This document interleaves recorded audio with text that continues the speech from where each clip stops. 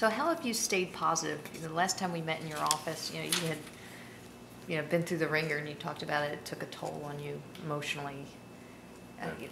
You know what?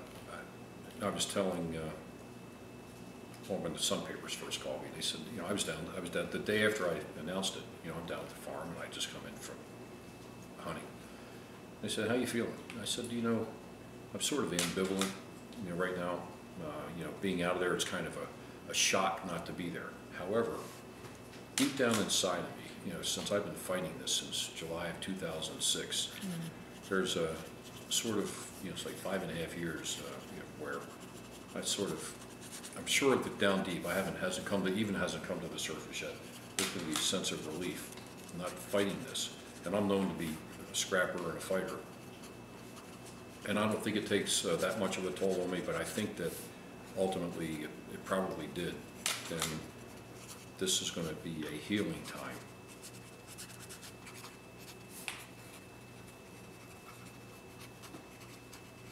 For a lot of people there that I really liked and like. And, I have people that work for me. But I just want to stay in contact with a lot, not all, but a lot of them, because I think there are some very, very good people there. Is there any way that they can keep their jobs? Are you hopeful that? Well, I'm hopeful that they will.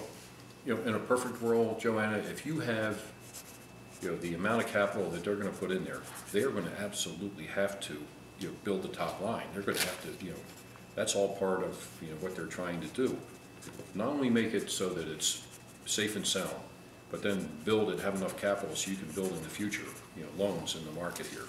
And when they do that, they're going to have to hire, not fire people.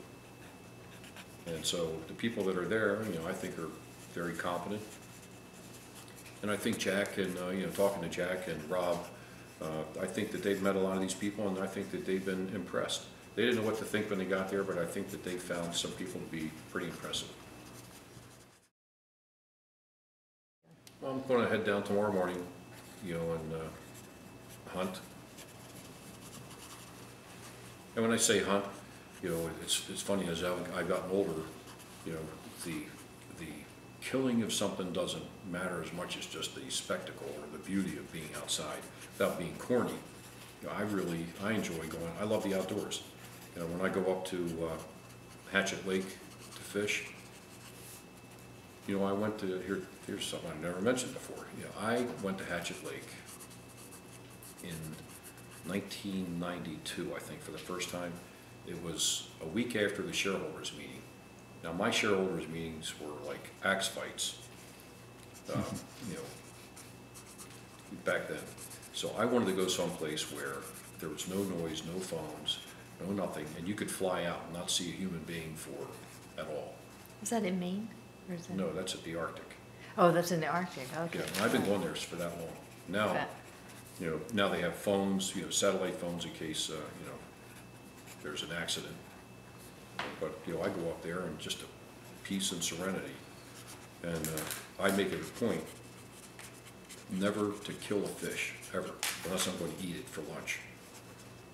So that you don't kill anything off. And people that come to my farm and shoot ducks and geese, if they're just going to kill them for the sake of killing them, they're not invited back. They kill them, they have to take them home, share it with their families or their friends, and eat them. That's just a little side item that, but as I've gotten older, that's the way I've become. Right now, I'm going to be, what's governing what my schedule is? If it's going to be crappy weather. if it's going to rain and snow over the next few days, I'm heading down the farm. If it's going to be this is called a bluebird day, by the way. This is a bluebird day, which means it's beautiful and they're not going to fly. So I'm not going down there today.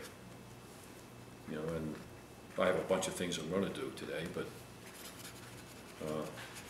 hunting is not one of them. But if that's what's going to govern what my schedule is going to be up until the season ends on January 28th. After that, then I'm going to start getting into a little bit more active in business. I also have agreed, again, I was asked by Ben Cardin to be the treasurer of his campaign, and I've agreed to do that. I said, even though, again, I'm without portfolio, Ben, he says, no, I'd like you to do it. And I talked to him last night, as a matter of fact.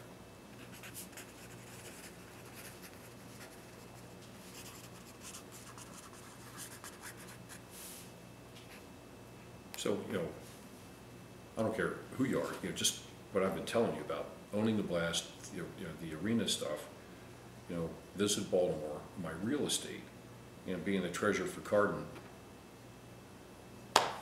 It's, You're gonna be Lots of busy. news there. no, it's not like, I'm not.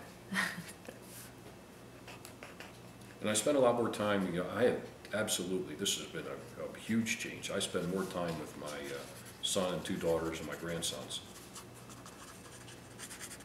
I was not the greatest father because I was so busy all the time. I had a frenetic lifestyle. And now I spend more time with them. And a lot of time.